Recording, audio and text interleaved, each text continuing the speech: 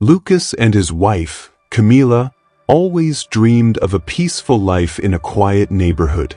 The place seemed perfect: tree-lined streets, friendly neighbors who greeted each other with smiles, and an ideal environment to start a family. But a recent change would turn this peaceful setting into a nightmare. The new neighbor, Mr. Valter, seemed to be everything Lucas and Camila didn't expect in a person. What started as simple odd behavior soon turned into an enigma that would threaten the peace of their home. Do you want to know where this story goes? Before we continue, if you want to help our channel keep bringing amazing stories, give this video a like and subscribe.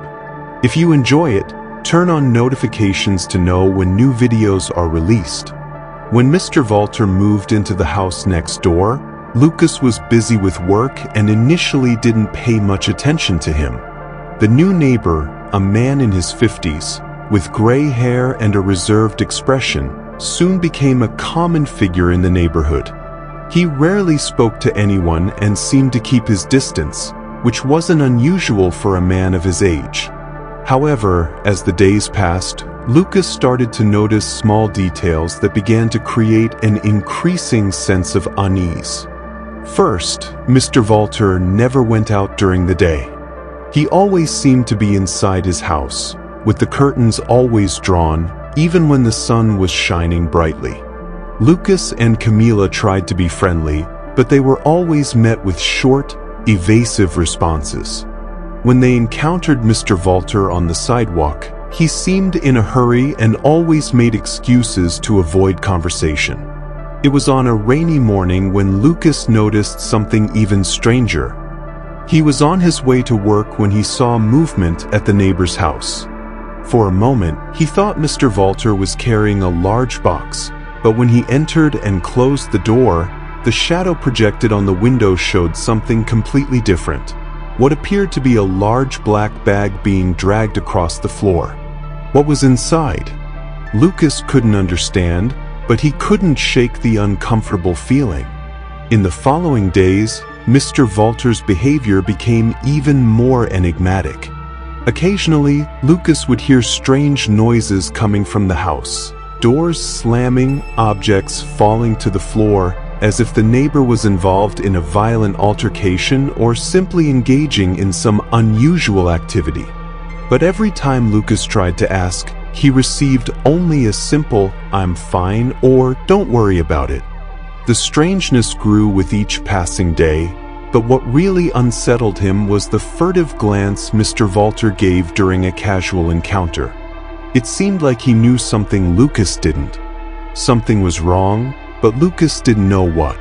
The breaking point came on a Friday night when Camila, who was alone at home, heard a loud knock at the door. She was startled, unsure who it could be, as they weren't expecting any visitors. When she opened the door, there was no one, but she noticed something curious. On the sidewalk, near the entrance to the house, there was a letter. It had no sender, but the content was direct and chilling. The letter said, "I know what you did, and you can't escape anymore. Mr. Valter has everything recorded.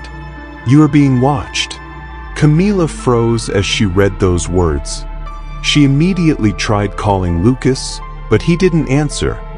Fear took over her, and the sense that something was terribly wrong grew stronger. What did the letter mean? Who was watching them? And how was Mr. Valter involved in all of this? When Lucas arrived home, Camila told him about the letter, and they decided to investigate. The first thing they did was observe Mr. Valter's house.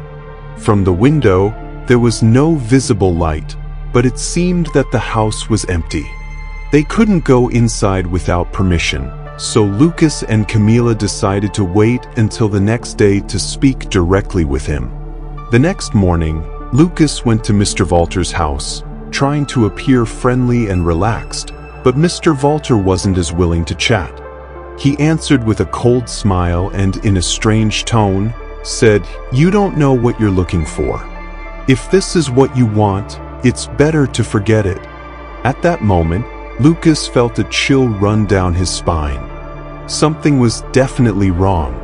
The evasive behavior of his neighbor, combined with the letter, suggested that he knew more than he was letting on.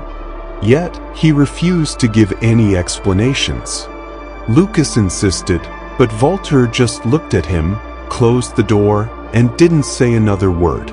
On his way back home, Lucas began digging deeper into his neighbor's past. He searched public records, asked around with neighbors, and even checked social media sites. What he uncovered was even more disturbing. Mr. Valter had recently moved from another city, and in his past, there were records of obsessive behavior and even some accusations of being involved in unresolved disappearances in his previous city. The feeling of being watched grew stronger by the day. Lucas started noticing strange movements around his house.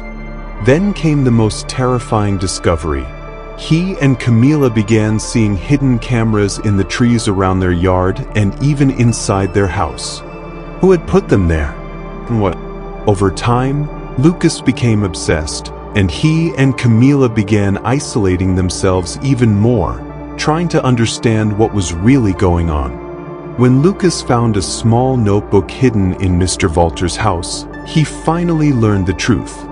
The notebook was filled with notes about the lives of the neighborhood residents, but the strangest part was what it said about him and his wife. Valter had been watching them for weeks, gathering information about everything they did, their habits, and even their deepest fears. It was as if he had become a shadow in their lives. The tension reached its peak when Lucas and Camila decided to confront Valter one last time. They entered his house, and there, they discovered the biggest secret. Valter had been obsessed with them since the moment they moved into the neighborhood. He had set up a surveillance network all over the neighborhood, collecting information and controlling the residents.